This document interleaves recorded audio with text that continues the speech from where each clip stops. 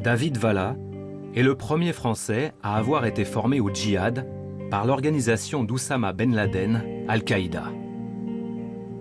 De son enfance dans une cité de Villefontaine, dans l'Isère, il garde le souvenir d'un islam tolérant, celui des parents de ses copains maghrébins.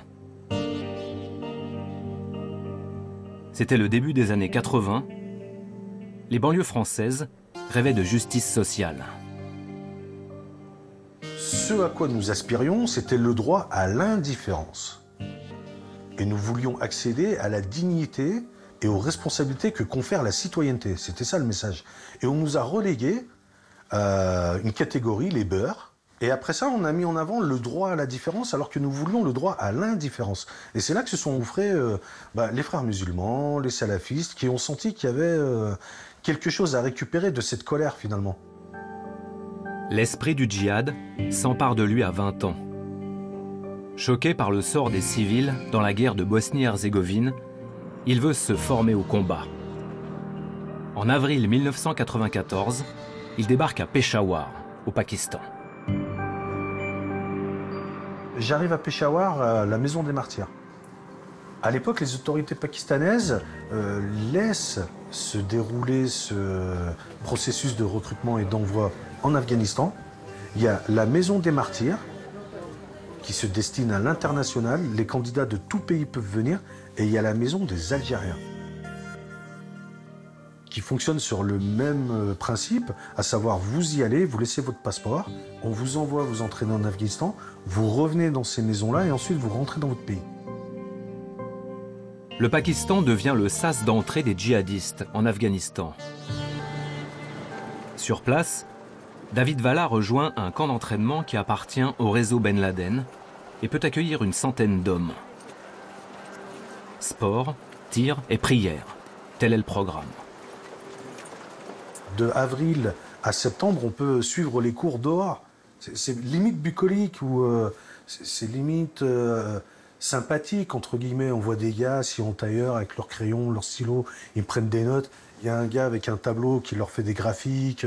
On a l'impression d'un club de poètes, sauf qu'on étudie du matériel militaire. David Valla reste dans le camp pendant 9 mois. Devenu l'un des meilleurs élèves, il forme même les autres à l'usage des explosifs et du mortier. Et un jour, notre émir nous dit on va faire un inventaire. Moi, je dis ça va prendre 1 heure, pas plus. Il dit non, on va faire un vrai inventaire. Et là, il nous fait rentrer dans une grotte devant laquelle je suis passé mais plus de 1000 fois, où il y avait des buissons, et on rentre dans une grotte qui fait plus de 100 mètres de long, en forme de U, où il y a des caisses de Stinger, mais sans les missiles. Mais on a les caisses avec les manuels d'utilisation, on a des Katyusha, on a des BM Yak, BM Dwazda, BM Chiliak, des lance-roquettes, les orques de Staline, il y en a mais à profusion, des tonnes et des tonnes d'explosifs. Et ça, c'est l'une des grottes parmi les dizaines qui rendaient la montagne afghane un vrai gruyère en réalité.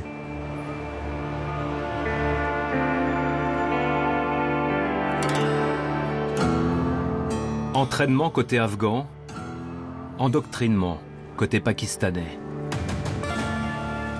Le nombre de madrasas fondamentalistes explose au Pakistan. Notamment sous l'impulsion de Jalaluddin Haqqani, toujours aussi proche de l'ISI. Il est devenu un puissant chef de clan et une référence de l'islam politique ultra-conservateur. Une figure adulée. Quelqu'un qui a été le premier à faire le djihad en Afghanistan, qui a été blessé une 12aine de fois, qui a vaincu les Russes.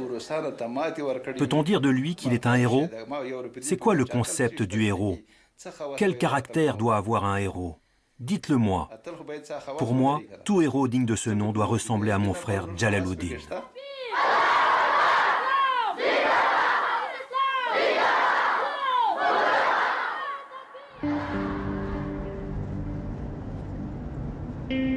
Nous allons à Peshawar, une des rares fois où nous sortons d'Afghanistan pour aller à Peshawar.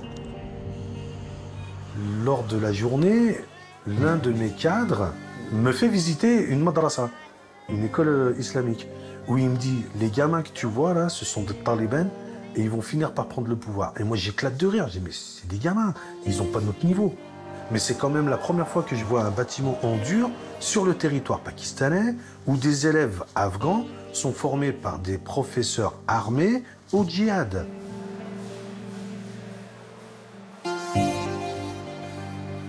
Il y en avait des centaines rien qu'à Peshawar. L'armée pakistanaise soutient ces talibans avec la plus grande constance. Que le gouvernement soit de droite, avec Nawaz Sharif, ou de gauche, avec Benazir Bhutto. Hussein Haqqani fut le porte-parole de la première ministre.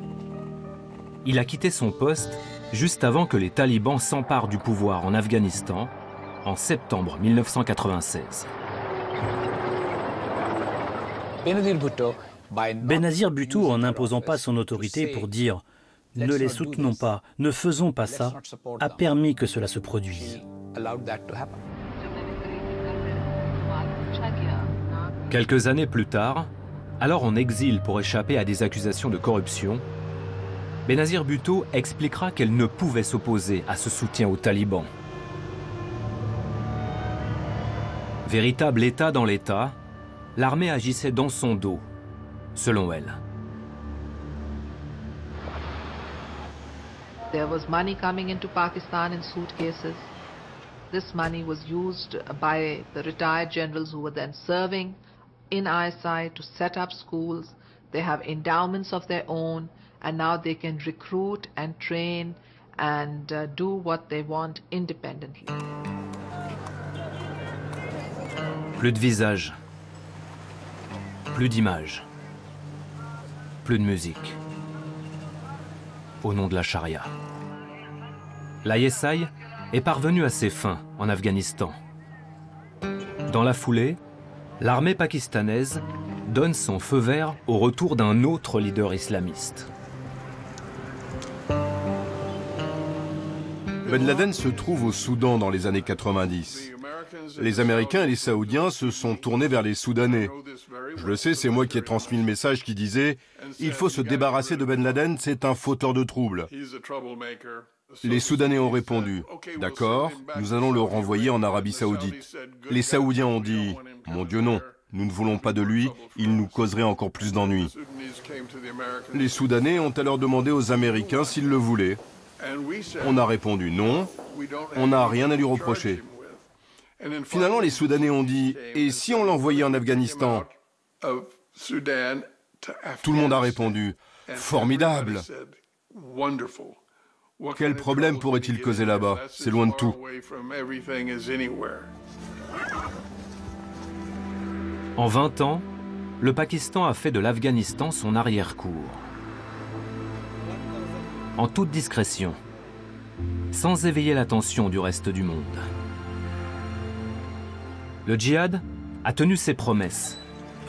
Le pays des purs peut maintenant l'appliquer à son objectif principal, vital. Le Cachemire. C'est là qu'une partie des milliards de dollars reçus pour le programme afghan va être utilisée.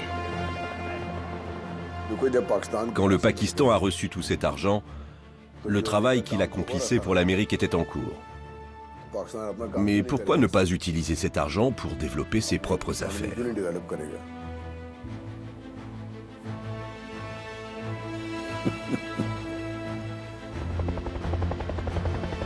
Perché sur les plus hautes montagnes du monde, le Cachemire est une immense réserve d'eau, stratégique pour l'Inde et le Pakistan. C'est naturel, honnêtement. Il suffit de regarder la géographie.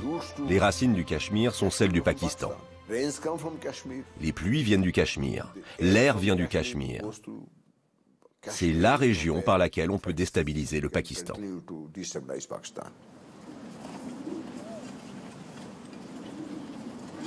Le Cachemire est une guerre sans fin. Faite d'offensives et de cessez-le-feu précaires. 500 000 soldats côté indien, à peine 100 000 côté pakistanais.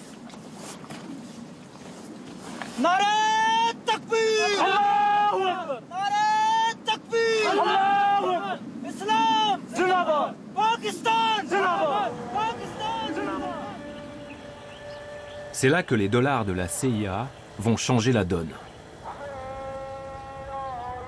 Grâce à eux, l'armée pakistanaise va soutenir une nuée de groupes paramilitaires. Des milliers de djihadistes chargés de mener la guérilla contre l'armée indienne. Ces groupes comptent des personnes très dévouées qui jouent un rôle clé pour la cause du Cachemire, oui. Et pourquoi pas? Nous sommes obligés envers notre État. Nous ne sommes pas indépendants. Quand l'État estime que nous devons être en première ligne, nous y allons. Ce n'est pas à cause du djihad que nous cachons notre visage. C'est parce que tout musulman qui se bat pour une cause peut être accusé de terrorisme. Nous devons être prudents.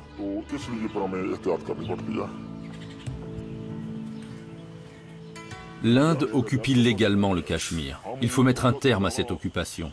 C'est notre responsabilité éthique, islamique et nationale.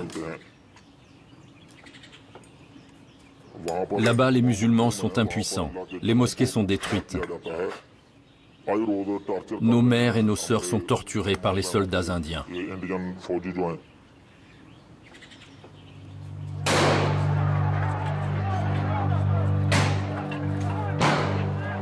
Depuis la fin des années 80, la répression indienne fait des dizaines de milliers de morts civiles.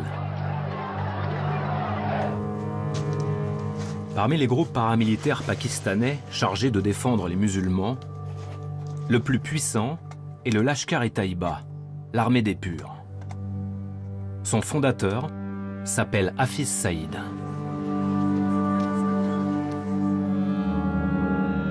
Et donc, l'ISI a découvert Hafiz Saïd. Elle s'est dit, son équipe est la bonne pour combattre au Cachemire. Arif Jamal a enquêté plusieurs années sur le Lashkar-e-Taiba. Il a rencontré Hafiz Saïd à de nombreuses reprises. Le djihadiste lui a raconté son apprentissage de la guerre aux côtés des Moudjahidines. L'événement le plus important pour Hafiz Saïd en Afghanistan, c'est sa rencontre avec Oussama Ben Laden. Hafiz Saïd m'a expliqué que Ben Laden avait été très impressionné par sa façon de travailler, car Saïd est un travailleur acharné. Avec lui, le Pakistan a planifié un djihad ambitieux au Cachemire. Et en même temps, le Pakistan a développé son programme nucléaire derrière l'écran de fumée du programme afghan. Après 20 ans d'efforts, l'armée pakistanaise touche à son but, obtenir la bombe. Le 28 mai 1998, le général Ghulam Mustafa co-dirige des essais nucléaires décisifs. Prêt, 3, 2, 1, go! Nous avons arrêté de respirer. Un ingénieur a dit « mise à feu ». Nous avons à peine repris notre souffle. Et au moment où il a dit « décollage », l'ingénieur a bondi de son siège, tout excité.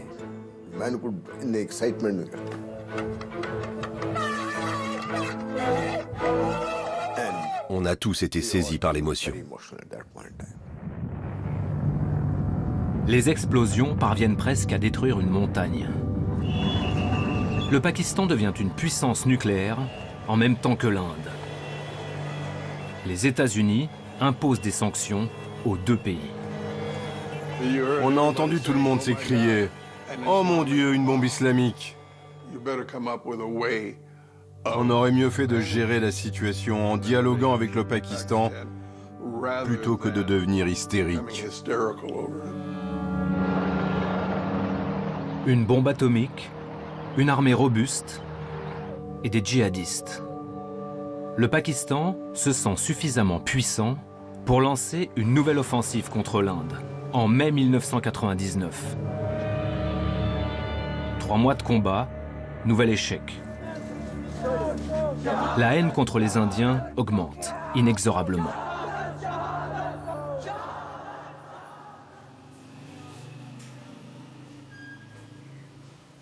Je me suis mariée à l'âge de 20 ans et j'ai déménagé aux États-Unis.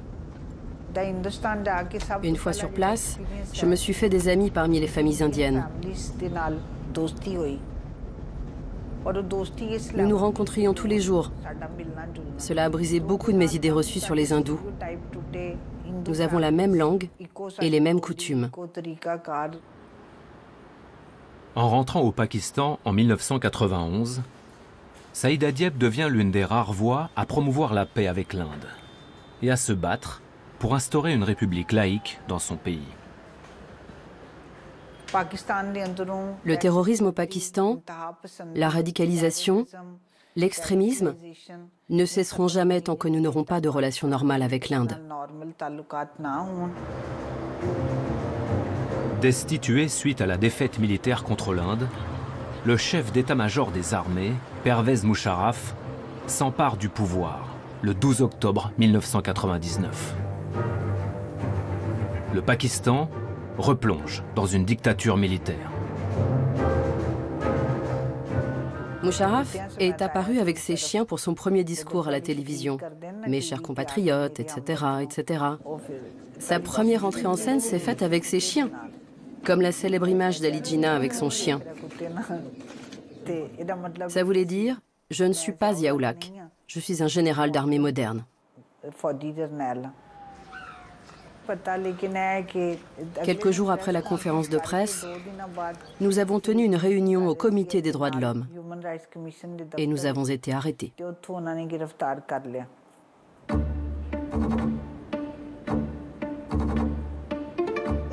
Je ne sais vraiment pas pourquoi j'ai été nommé chef de station au Pakistan à l'époque.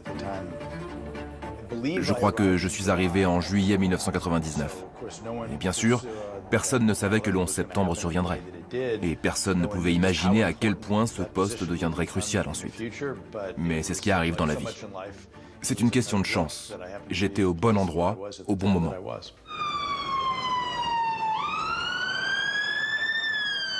En 1993, il y a eu une tentative d'attentat menée par Ramzi Youssef. Ramzi Youssef dormait dans le sac de couchage où j'ai dormi moi. Les Twin Towers, c'était déjà un objectif. Et on nous faisait un retour d'analyse sur les raisons pour lesquelles son attentat avait échoué. Parce qu'on nous parlait de ça. Il savait que l'incendie provoquerait la chute des tours. Il suffit pour ça d'avoir un métallo dans votre équipe. Moi, j'ai rencontré des ingénieurs. Des gars qui savaient de tête résoudre une équation à deux inconnus. Donc la résistance des matériaux, la descente de charge, le transfert de masse, tout ça, c'est des concepts qu'ils maîtrisent parfaitement. Ben Laden, protégé par les talibans, frappe l'Occident en plein cœur. Les monstres du Pakistan se sont échappés. Ils font basculer le monde dans une nouvelle ère décrétée par Washington. La guerre contre le terrorisme. Immédiatement, l'administration Bush choisit sa première cible. Les camps d'Al-Qaïda en Afghanistan. Lorsqu'on attaque l'Afghanistan après le 11 septembre, on choisit le mauvais ennemi. L'ennemi n'était pas l'Afghanistan ni les talibans. Le véritable ennemi, c'était le Pakistan. Mais ce n'était pas possible de bombarder le Pakistan.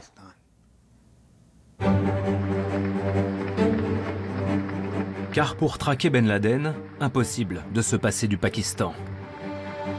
Alors, devant le Congrès, 9 jours après le 11 septembre, le président George W. Bush menace entre autres le pays des Purs, mais ne prononce jamais son nom. Every nation in every region now has a decision to make. Either you are with us or you are with the terrorists.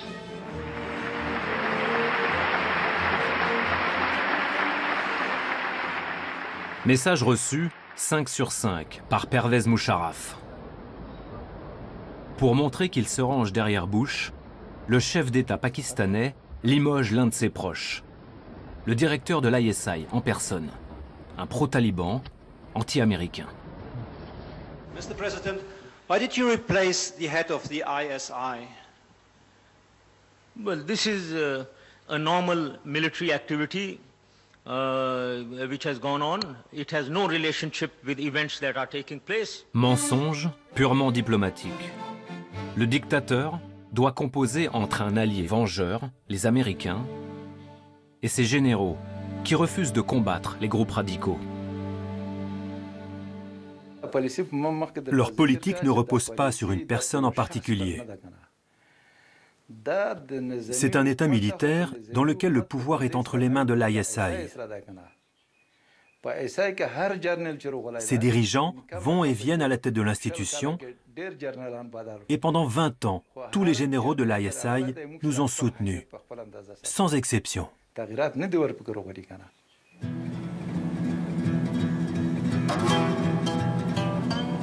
Début novembre 2001, les talibans fuient l'Afghanistan sous les bombes américaines.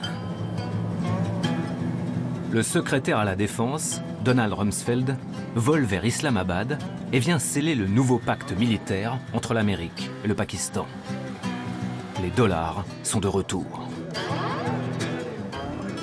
Mais à une condition. Capturer Ben Laden, les cadres d'Al-Qaïda et leurs complices talibans. I appreciate your seeing me. I've been looking forward to meeting you. You have a challenging job. It has to be one of the most difficult leadership posts on the face of the earth right now. En réalité, Pervez Musharraf va pousser la logique du double jeu à son paroxysme. Une politique extrêmement périlleuse, au nom des intérêts de la nation. Les Américains ne sont jamais honnêtes. Jamais. Ils n'ont jamais été sincères avec le Pakistan. Et dans le monde du renseignement, le double jeu est banal. Seul l'idiot ne pratique pas le double jeu.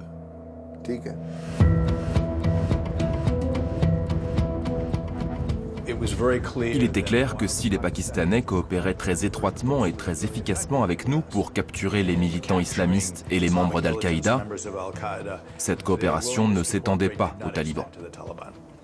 C'était très clair. Ils voulaient préserver la possibilité d'échanges constructifs avec les talibans dans le futur. Ça a toujours été l'éléphant au milieu de la pièce, l'éléphant que nous n'avons jamais voulu voir. L'ISI encadre discrètement l'exfiltration des chefs talibans, dont celle de leur leader, le Mollah Omar. Ils vont trouver refuge au Pakistan même, dans la ville de Quetta. Année après année, les talibans vont reconstituer leurs forces, avec la bienveillance des autorités pakistanaises. De toute évidence, ils ont permis aux dirigeants talibans de rester à Quetta. Ils leur ont permis d'y installer leur famille, d'y recevoir des soins médicaux. Dans quelle mesure ce soutien a-t-il été actif? Est-ce qu'ils ont fourni des armes? Ont-ils distribué de l'argent? Les ont-ils formés? Ça, c'est moins clair. Sans l'aide de l'ISI, Robert Grenier réussit tout de même à convaincre de nombreux seigneurs de guerre afghans de s'allier contre les talibans. Après le 11 septembre, l'effort de guerre américain s'est clairement appuyé sur le programme afghan des années 80. Les acteurs clés étaient tous les mêmes. Avec mon équipe, nous avons passé beaucoup de temps à renouer les relations avec d'anciens commandants et des chefs de tribus. Alors, comme au bon vieux temps du programme afghan, la CIA distribue à nouveau des dollars. Mais les tarifs de certains ont quelque peu augmenté. Et j'ai donc essayé de rencontrer Jalaluddin Haqqani. J'ai essayé. Il nous a fait savoir qu'il accepterait, mais pour une somme équivalente à 80 000 $. Nous avons estimé que ce n'était pas sérieux. Alors, nous n'avons pas payé et je n'ai jamais rencontré Jalaluddin. En réalité, Jalaluddin Haqqani a déjà décidé de prendre les armes contre l'envahisseur américain. Et c'est désormais son fils, Sirajuddin, qui dirige le puissant réseau. Il se rallie aux talibans, toujours sous la protection de l'ISI. Les Américains sous-estiment le double jeu de l'ISI et négligent complètement l'autre partie de sa toile. Les groupes islamistes qu'elle soutient au Cachemire, en particulier le Lashkar-e-Taïba. Hors des radars, le Lashkar devient une machine de guerre qui recrute à tour de bras. Comme dans cet imposant complexe situé dans le nord du pays.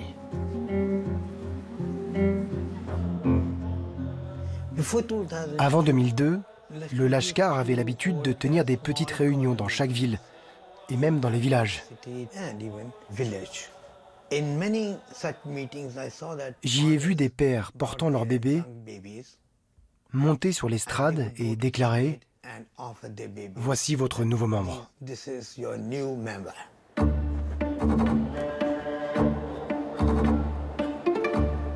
Le Lashkar ouvre des mosquées et des madrasas.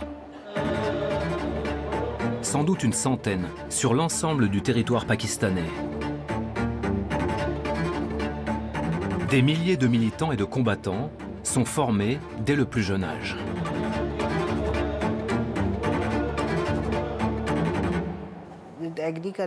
J'estime que l'État les rend très puissants. Il donne à ces madrasas des millions de roupies chaque année, en plus des dons individuels. Des urnes de charité sont disposées un peu partout. Ils n'ont pas de compte à rendre. Nous ne savons pas quelles sommes d'argent sont collectées. Il y a des urnes partout. Le Lashkar soigne les hommes et les femmes dans ses hôpitaux. Il comble les carences de l'État. Il possède aussi ses propres fermes, ses troupeaux, ses cultures. Et avec, il nourrit les familles pauvres et sa popularité. Un tremblement de terre, une inondation, le Lashkar déploie ses secouristes. Pour se fondre dans la société, il se cache derrière un autre nom, l'organisation caritative Jamaat ud-Dawa. L'État lui ouvre toutes les portes.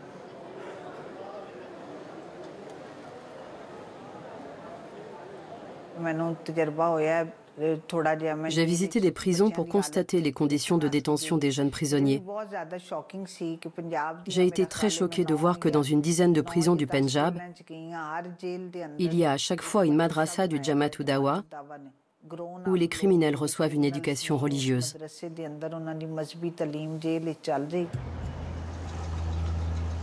Puissance et discrétion. Tel est le talent du fondateur du Lashkar-e-Taïba, Hafiz Saïd, qui ferait presque oublier sa proximité avec Oussama Ben Laden. Après le 11 septembre, le Lashkar-e-Taïba va pourtant jouer un rôle majeur dans l'expansion du terrorisme islamiste à travers le monde.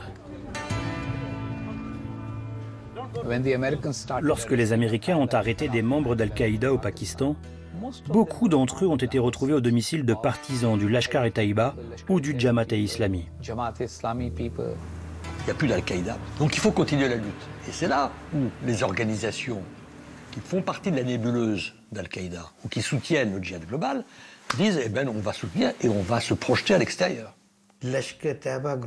La branche du Lashkar-e-Taïba au Royaume-Uni est probablement la plus importante d'Europe. À Londres, dans les années 2000, le Lashkar-e-Taïba s'implante au sein de la diaspora pakistanaise. On trouve plusieurs cellules du groupe aux États-Unis, mais aussi en France, où le juge antiterroriste Jean-Louis Bruguère va avoir une occasion unique de comprendre le fonctionnement du Lashkar. Le Lashkar-e-Taïba, sur un plan opérationnel, si vous voulez, étant un acteur direct et donc dangereux pour la sécurité du pays dans les affaires, pour moi, c'est l'affaire Brigitte. Willy Brigitte a été un espèce de chef de secteur, un agent dormant, donc du Lashkar-e-Taïba en France. Le djihadiste français, Willy Brigitte, a été condamné à 9 ans de prison en 2007 pour association de malfaiteurs en relation avec une entreprise terroriste. Brigitte a longuement été interrogée par le juge. Il lui a raconté sa radicalisation, son départ au Pakistan en septembre 2001, où le LET, le Lashkar-e-Taïba, l'a pris en charge. Et là, il part dans un 4x4, et là, il va se rendre compte que le Lashkar-e-Taïba est lié à l'armée pakistanaise. Pourquoi? Parce qu'à chaque fois qu'il y a des checkpoints, contrôle zéro, ils passent. Donc ils ont passé tous les contrôles, sans problème. Et ils sont arrivés dans un camp de base, qui était à 1850 mètres, où il y avait des milliers de personnes. 85% des Pakistanais, mais quelques étrangers. Au camp numéro 2, des largages d'armes de tout type, pas d'hélicoptères. L'hélicoptère, c'est l'armée, hein, pas le LET. Hein. L'armée apporté un soutien logistique direct au Lashkar-e-Taïba. Un tel témoignage interroge sur l'implication de l'armée pakistanaise dans la formation de djihadistes internationaux. Le Pakistan est et devrait être classé dans la catégorie des États soutenant le terrorisme. Mais comme le Pakistan est officiellement l'allié des États-Unis, il est protégé. C'est tout l'art de son double jeu, dont est témoin Willy Brigitte. L'ISI autorise même les Américains à inspecter les camps du Lashkar pour vérifier qu'aucun terroriste étranger ne s'y trouve. Les responsables du camp, à un moment donné, disaient « Dans 48 heures, on va avoir une inspection ». Donc ils savaient. Il faut qu'il n'y ait aucune trace. Pour ramasser les douilles, les machins, les traces. Il faut qu'il n'y ait aucune trace donc, d'un étranger ici. Donc ils bossaient pendant 48 heures et après ils montaient au camp numéro 3 qui était à 4000. Et ils restaient 2-3 jours et puis redescendaient lorsque l'inspection était terminée. Démonstration claire que le Lashkar était directement informé par les autorités pakistanaises de ces inspections dites inopinées.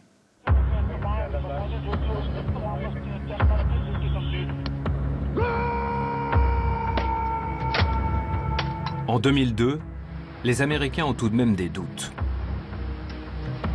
Ils font pression sur le président Pervez Musharraf, qui finit par interdire le Lashkar-e-Taïba.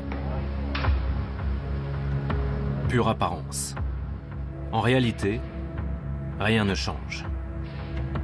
Le Lashkar accentue même ses actions armées clandestines au Cachemire. Le Lashkar-e-Taïba ne croit pas aux attentats suicides. Il croit au combat jusqu'à la mort.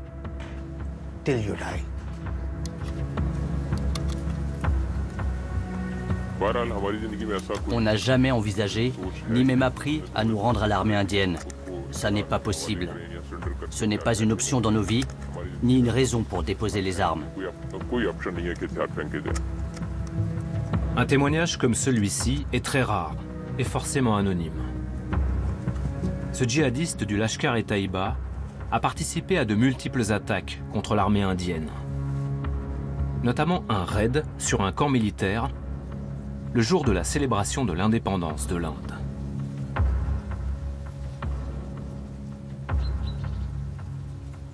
Le plan était le suivant, se procurer des armes et des uniformes de l'armée indienne. J'ai rasé moi-même la barbe de mon frère d'armes. On a l'impression, quand on maîtrise l'art de la guerre, d'être en capacité de tenir tête à n'importe qui. Pour peu que vous soyez déterminé, avec un tout petit peu de matériel, vous pouvez vaincre n'importe quelle armée.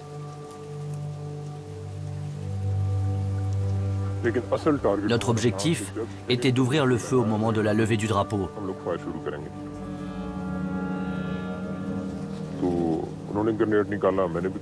On a lancé une grenade et on a commencé à tirer en mode rafale. On est resté là pendant plus d'une heure sans s'arrêter de tirer.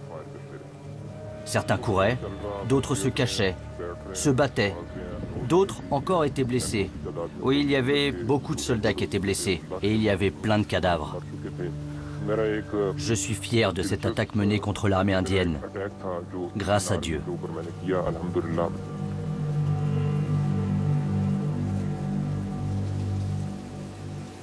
Combattre, jusqu'à la mort.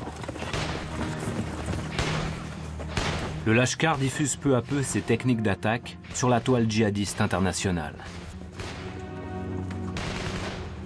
Il étend ses actions dans toute l'Inde et décide de s'en prendre aux civils. Tirez seulement 2 balles en plein centre-ville et vous faites la une de l'actualité. Alors que si vous tuez 50 militaires dans des zones reculées, personne n'en parle. C'est pour ça que nous avons décidé de mener la guerre dans les villes. Le 26 novembre 2008, le Lashkar-e-Taiba choque le monde entier en frappant Mumbai, la capitale économique de l'Inde, en plein cœur. Un commando de 10 hommes attaque simultanément plusieurs lieux, dont une gare, un centre communautaire juif et 2 hôtels de luxe, où les djihadistes se retranchent pendant 3 jours.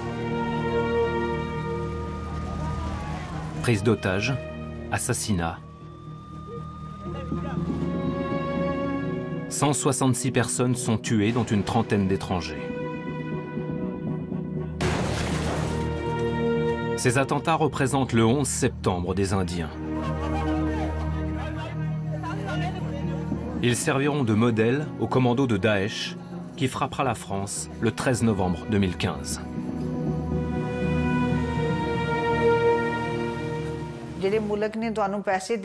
Quand votre pays vous paye pour faire le djihad, votre identité devient celle d'un meurtrier. Pourquoi un État qui vous paye pour tuer et pour combattre investirait-il dans votre éducation, investirait pour votre prospérité ou pour vos besoins fondamentaux?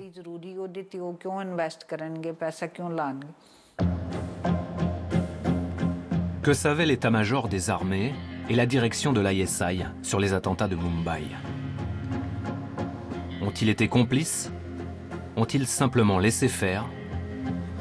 L'État pakistanais a toujours nié toute implication.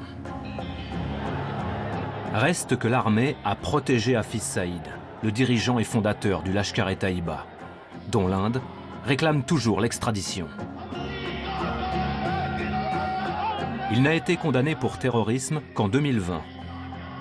Depuis, il purgerait sa peine en résidence surveillée, mais aucun détail ne filtre. Le fondateur du Lashkar détient de nombreux secrets d'État, dont peut-être le plus lourd. Savoir qui protégeait Oussama Ben Laden à Abbottabad. Lors de leur opération le 2 mai 2011, les Navy Seals n'ont trouvé aucune preuve d'un contact entre l'armée et le leader d'Al-Qaïda. En revanche, ils ont découvert l'existence d'une correspondance régulière entre Ben Laden et son vieil ami, Hafiz Saïd. Il est clair que Ben Laden n'aurait pas pu se retrouver à Abbottabad sans un réseau de soutien. Qui a fourni ce réseau? L'une des hypothèses les plus simples est la piste des groupes djihadistes pakistanais. En effet, ces groupes, parce qu'ils bénéficiaient de la protection de l'État, pouvaient agir sans que les échelons supérieurs du pouvoir soient au courant, pour protéger une personne recherchée par les Américains. Quoi qu'il en soit, le rôle du Lashkar-e-Taiba et des groupes djihadistes pakistanais concernant la présence de Ben Laden au Pakistan mérite d'être analysé et approfondi.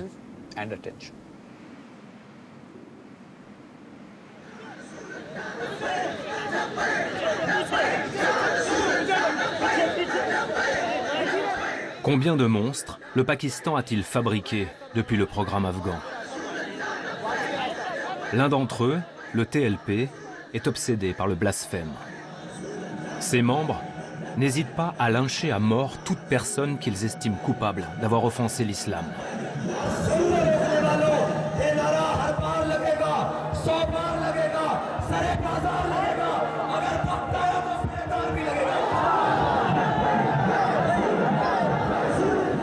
Créé en 2015, le TLP est devenu la 5e force politique du pays.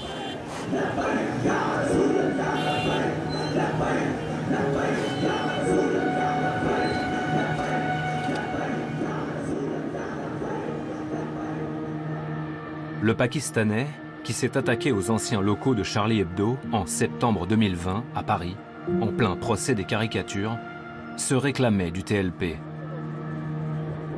Il avait grièvement blessé 2 personnes à l'arme blanche.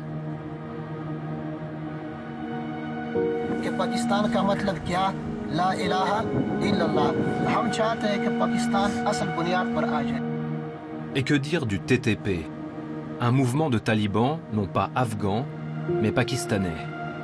Le TTP est un pur produit du double jeu. En luttant contre Al-Qaïda, les armées pakistanaises et américaines ont engagé une répression très dure dans les zones tribales, notamment via des attaques de drones menées par Washington. Des milliers de civils ont été tués. Le TTP s'est formé en dénonçant ces exactions. Il va s'en prendre aux militaires et à leurs proches. En tout, depuis 2001, le terrorisme a tué 60 000 Pakistanais, dont 24 000 civils.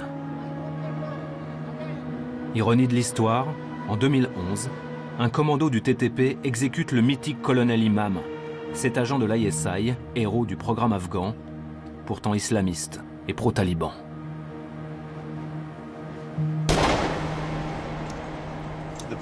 Les Pakistanais ont provoqué la création du TTP. Ce n'était pas leur souhait, mais c'est une conséquence inattendue des répressions qu'ils ont menées sous la pression des Américains. Est-ce que j'aurais souhaité que nous, Américains, soyons un peu moins agressifs? Oui, probablement. Mais vous savez, à Washington, c'était une idée fixe, une obsession.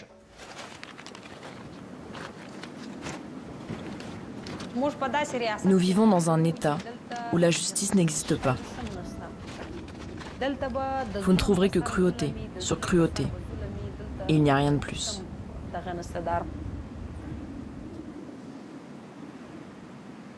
Vrangaloni a grandi dans le chaos de la répression. Ce sont les Pashtuns, son peuple, qui l'ont subi le plus durement. Militante des droits humains, elle a repris le flambeau de son frère, Arman, tué en 2019 par la police lors d'une manifestation. Chaque famille subit les mêmes atrocités. Tous les chefs de l'armée, depuis Pervez Musharraf jusqu'à l'actuel, conduisent la même politique de meurtre, d'enlèvement, de disparition forcée et d'accaparement des ressources à l'égard de la province Pashtun.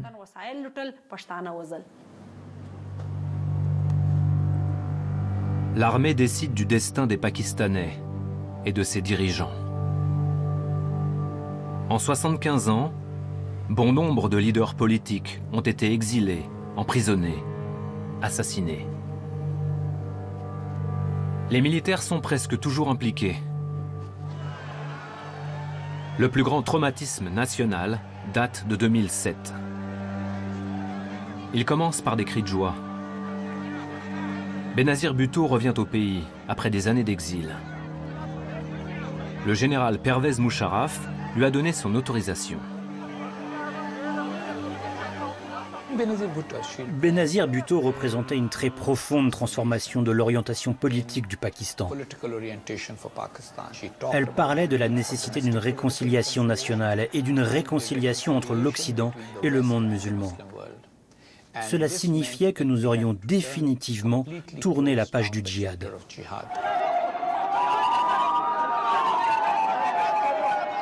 Deux mois plus tard, elle est assassinée lors d'un attentat-suicide à la fin d'un meeting. 20 personnes sont tuées, des dizaines d'autres blessées. Pervez Musharraf est aussitôt mise en cause, accusée de n'avoir pas assez protégé sa première opposante. À ce jour, la lumière sur le rôle de l'armée dans cet assassinat reste à faire. Comme dans une autre attaque, 15 ans plus tard, contre un autre leader pakistanais. Nous participions à un rassemblement. J'étais debout sur ce camion qui avançait lentement. un homme armé a surgi, à 10-12 mètres environ. Il a voulu tirer une rafale, mais à ce moment-là, un jeune homme très courageux est intervenu en le voyant sortir son pistolet. L'arme est tombée, et au lieu de toucher le haut de mon corps, le tir a atteint mes jambes.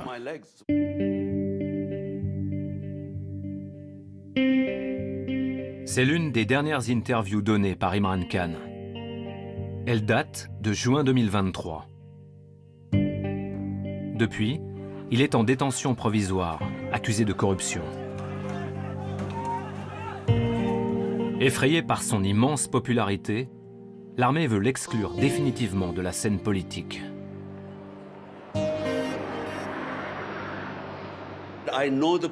Je sais que les gens du gouvernement ont essayé de me tuer, car j'ai été Premier ministre pendant 3 ans et demi. Je sais exactement comment fonctionnent les agences de renseignement et la SAI.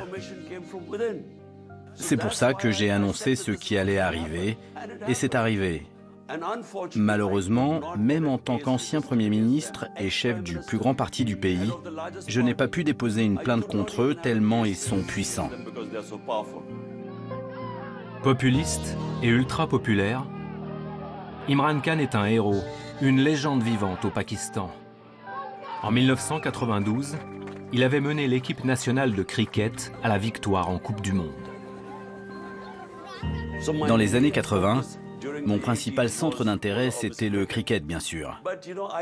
Mais à l'époque, je n'avais pas conscience des atteintes que subissait notre pays.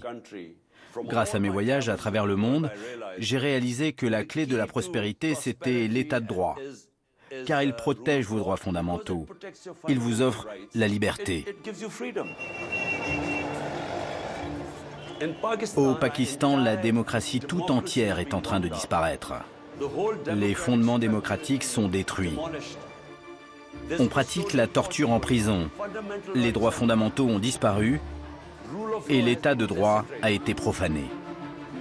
Alors s'il vous plaît, dénoncez les violations des droits de l'homme qui ont cours dans ce pays. C'est tout ce que nous attendons.